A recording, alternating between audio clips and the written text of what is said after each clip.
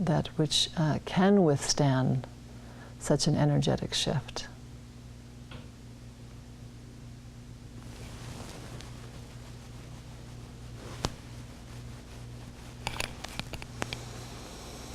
So are there any questions from any of you or things you would like to discuss?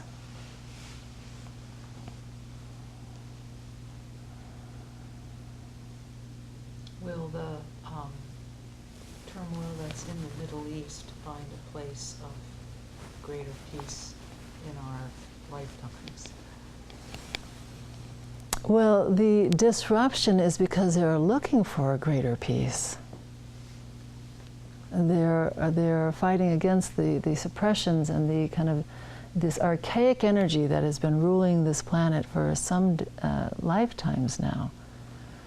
And so in this lifetime, this is a bit of a general question, but what we say is yes, indeed, people will start seeking the peace that is real and that is true and that is worthy of being sought.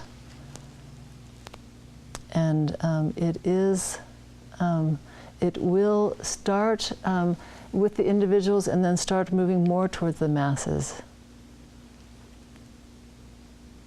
And as you have seen that things are quickening and things happen more quickly these days, this result of this will also happen more quickly.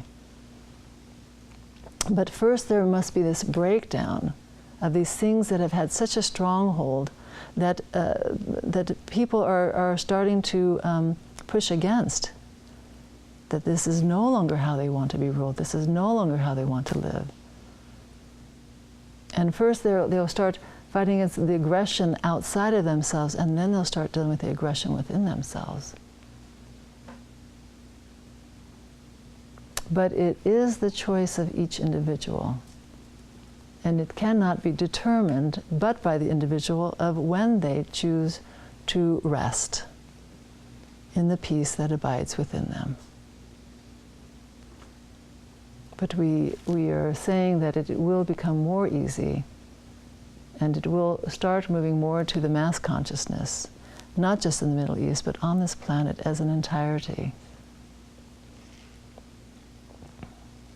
The age that is dawning, that all beings have awaited for, almost holding their breath for, is this dawning age of light coming to this planet as it has not seen nearly since its origin. And there was a time when the earth was more peaceful, and then it went through quite a disruption, and then that disruption almost spun out of control. Well, it's quite spun out of control, but almost to where it went to a place of no return. But it is returning now. And the momentum is building, and the urge and the need is getting stronger. And mankind, in their intelligence, will follow this urge and this need to find the true answers to the true questions that they are asking, even maybe not knowing they're asking. So is this helpful to you? Yes, thank you. Are there any other questions or things to discuss? There's a planet entering our solar system next year.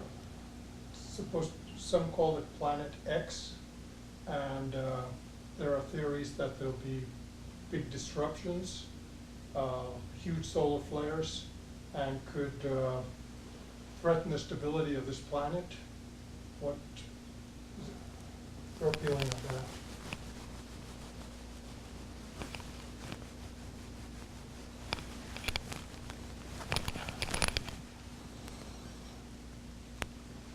Well, this disruption is not seen from our side as a negative experience. Yes, there are energies, there are things that are needing to penetrate the density of this kind of existence down here, to bring forth kind of more of a light energy. And we see that it is for the highest benefit. It is not coming forth to break things down, but to ultimately break down the barriers that will allow it to be lifted up. So we don't see, I mean, there have been throughout Earth's history, the entirety of Earth's history has been disruptions on the planet. There has been changes. The thing that we are most interested in is how it assists the consciousness of mankind, because this is a very temporary plane. Everything about this plane is very temporary. The bodies are temporary, the plants are temporary, everything about it is shifting and changing. But what we are seeing is that these shifts will all help mankind to awaken.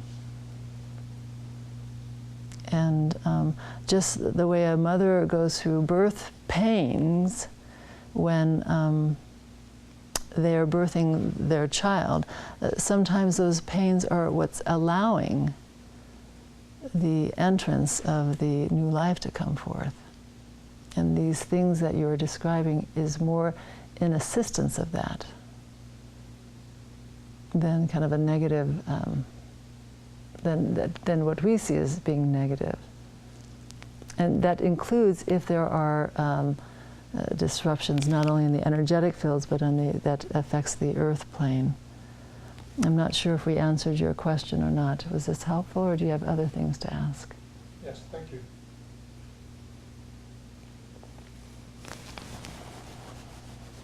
Oh. Oh.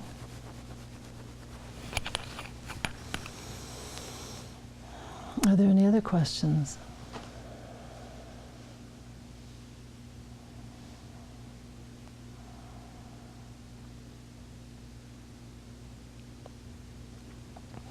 One of the things most paralyzing to mankind is fear, as you know. It has an ill effect on the physical body, it has an ill effect on the emotional, the mental, and it is quite a catastrophe even for the spiritual body, we would say. Because what it is not allowing is trust. What it is not allowing is the flow of the higher vibrations. People would like to label that as a love, but it's an energy that is pure. And fear has more of a contractive energy. So it does not allow the abundance of the love or the higher energies to come forth. So one might want to observe in one's day, in one's life, if fear is arising. If an energy of contraction is happening, and if one sees oneself in such a state, one has the ability to make a choice and relax out of it, step out of it. Contemplate whether or not it is serving you to have such a response. And is there something of a higher, more pure energy that I could bring forth at this time, that I could trust, that I could draw in? Even if I don't know what that is or what that means, but can I open to something? What is often suggested is for one to think of how grand the universe is, and how it even stops the mind to even understand how grand, how vast this universe is. And to think of spirit and the blessings and the abundance and all the goodness that is available, and it is grander than such things. So one can't even comprehend how much goodness, how much grace, how much is available to oneself. So pondering such things allows one to open. And one can readily sit in a place of just being receptive. And I'm aligning to that versus kind of my small thoughts or my small fears that have often not worked the wonders that one had wanted from them. The wonders come from the creative ability of man's mind. And within oneself, one's got quite creative ability, but when it opens and expands and connects to the creator or the creative energies that are flowing all throughout, then the unlimited possibilities are available. And we really speak unlimited possibilities. There is no restriction to spirit. There is a restriction in the mind when it contracts. And the sphere energy brings us forth. So be mindful, or bring your awareness around these things. See if your body is tensing, if it is feeling contracted, or if it's feeling open. See if the mind is feeling open. See if the thoughts are open, or have they returned to kind of a closed concept that I've habitually thought for year after year. Are these thoughts really true? What is true?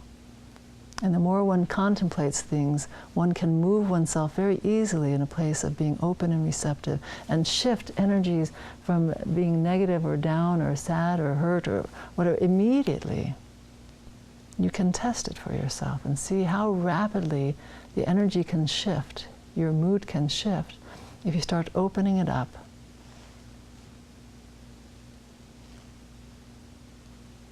Even if one is feeling quite stuck, just being open to it, being open to being receptive, can help shift things quite instantaneously. So are there any other questions or things you would like to discuss?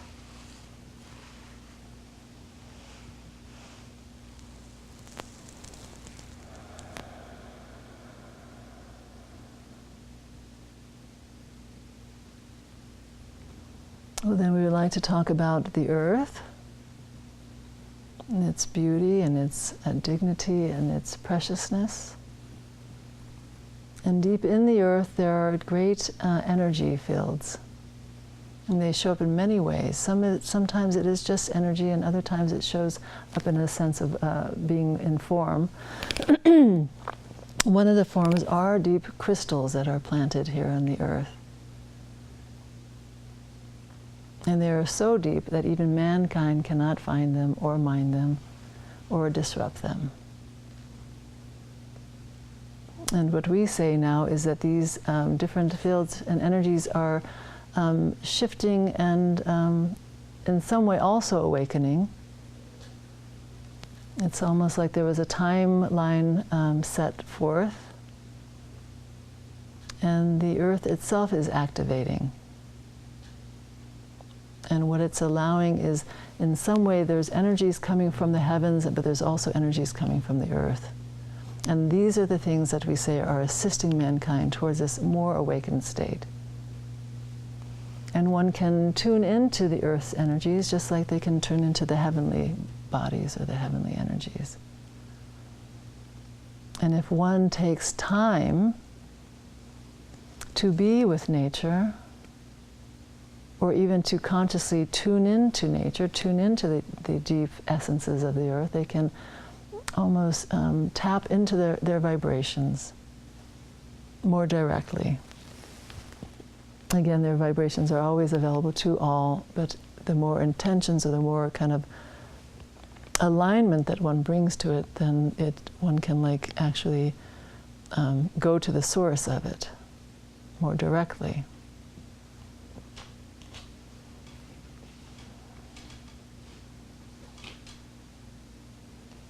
In some way, mankind has depleted some of the earth resources, but there are plenty. This does not mean that mankind should continue in their greed, hungry ways to, rape and pillage, but the earth is will take care of itself. But it has more nurturing that will come forth. It is kind of reaching down to deeper resources within itself to bring forth, and in this very generous kind of activity is giving to mankind.